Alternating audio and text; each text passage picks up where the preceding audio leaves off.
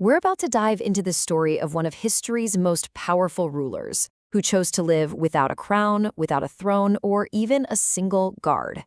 It's a model of leadership that feels almost impossible in our modern world, and it all kicks off with the capture of a Persian general. So try to picture this. You have al-Hormuzan, a high-ranking Persian noble, a general who has just been defeated.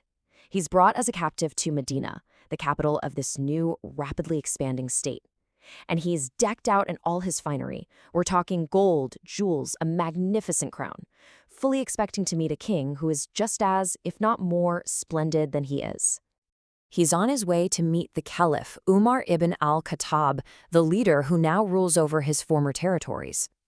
Al-Hormuzan is thinking, there's going to be a grand palace, a massive throne, all the pomp and circumstance you'd expect from a man with absolute power. The delegation gets to his house, but he's not there. Someone tells them he's probably at the mosque, but when they get there are no guards, no courtiers, no throne. There's just a man asleep on the floor, using his own cloak as a pillow, with his walking stick right beside him. Al-Hormuzan asks, "Where is Omar?" And the people just point and say, "That's him."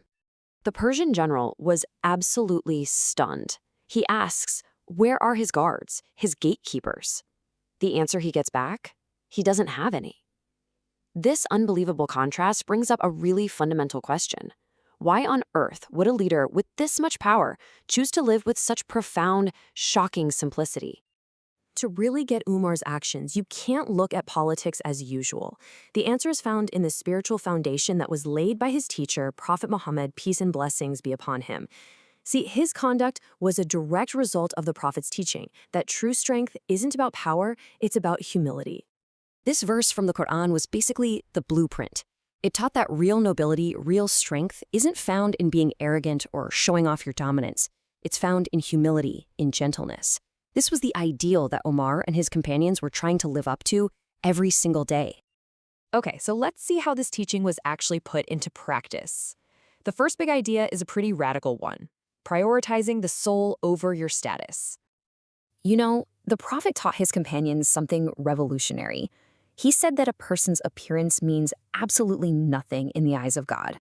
You could have someone who looks poor, unkempt, and insignificant, but they might be so close to God that their prayers are answered instantly. That just completely flips the script on what the world tells us is valuable. So this lays out two completely opposite models of leadership, right? On one hand, you've got the worldly leader, defined by guards and luxury, and on the other, you have the prophetic ideal, defined by being accessible and having inner richness. For Umar, this wasn't just about being modest. It was about living out a deep spiritual truth. And this way of thinking wasn't just Umar. Take the amazing warrior al-Bara ibn Malik. Even though he was famous for being someone whose prayers were always answered, he had zero interest in being a commander. He was chasing a higher reward, martyrdom in God's service, which he did, in the end, achieve.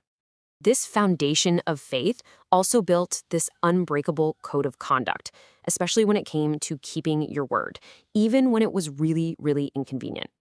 Okay, picture this. The Muslim army is laying siege to the Persian city of Jandosabur. It's a total stalemate. Then, all of a sudden, the city gates just swing open. The people come out and say they've accepted an offer of security and are ready to pay the tax. The Muslim commanders are completely confused. They never made any offer. So they do a little digging, and they find out what happened. A slave in their own camp, who was actually from that city, had written a promise of safety on his own and shot it over the wall with an arrow. And the city accepted it, thinking it came from the top. So what do you do now? From a purely military point of view, this treaty is worthless. It was offered by someone with absolutely no authority. They could have just ignored it and taken the city by force. So the commanders write to Caliph Umar, asking for a ruling. In his response is just a brilliant illustration of this whole principle. Umar's reply was clear and decisive. He told them to honor the promise, period. He was following the Prophet's strict teaching on fulfilling your word. In this new community, the integrity of a promise, even one made by a slave, was worth more than any military victory.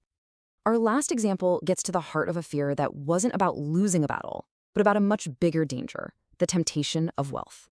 After the huge Battle of Nahawand, a victory so big they called it the Conquest of Conquests, the spoils of the entire Persian Empire were sent to Medina. And part of that treasure included 2 massive chests filled with the priceless jewels of the Persian Emperor Chosroes.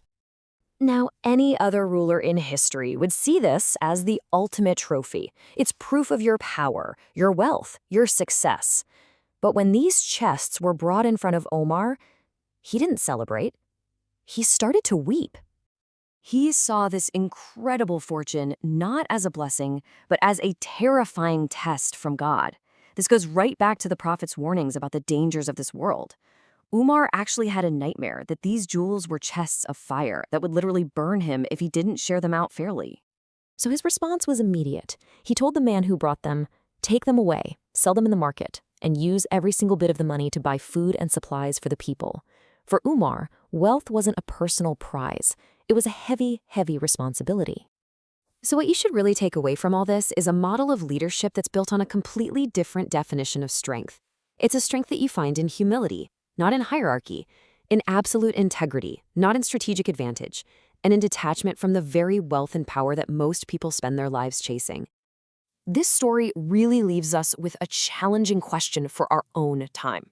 In a world that's so often defined by the hunt for status, for wealth, and for power, the story of this king without a crown asks us to stop and think, what is the true, lasting treasure of a leader, really?